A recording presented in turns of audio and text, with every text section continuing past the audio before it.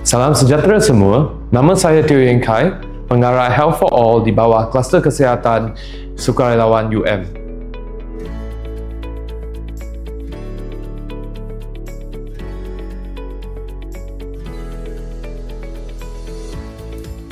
Objektif utama Health for All adalah untuk memperkasakan pelajar sebagai ejen advokasi kesihatan masyarakat, meningkatkan kesedaran kesihatan bukan sahaja dalam kalangan komuniti Universiti Malaya tetapi juga di seluruh Malaysia.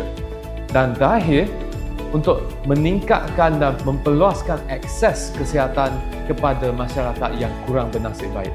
Pada tahun lepas, kami telah melaksanakan inisiatif Health Aid to Indigenous 2.0 iaitu Hati 2.0, satu misi kesihatan yang bertujuan membantu masyarakat orang asli di Pahang melalui pemeriksaan kesihatan asas dan aktiviti kesedaran.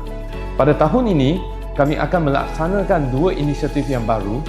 Yang pertama sekali, Malaysian Public Health Initiative Challenge, satu pertandingan kajian kes di mana peserta akan mencadang penyelesaian terhadap isu-isu kesihatan awam di Malaysia berasaskan kesukarelawan. Pertandingan ini akan berlangsung di Dewan Kuku Chancellor selepas semester 2 dan disasarkan kepada pelajar prasiswa di seluruh Malaysia. Inisiatif kedua ialah Health Bridge to Elderly yang bertujuan meningkatkan dan memperluaskan akses kesihatan dan kesedaran kesihatan dalam kalangan warga emas. Sertailah kami dan jadilah sebahagian daripada sesuatu yang bermakna, sesuatu yang akan meninggalkan legasi di Universiti Malaya untuk tahun-tahun yang akan datang.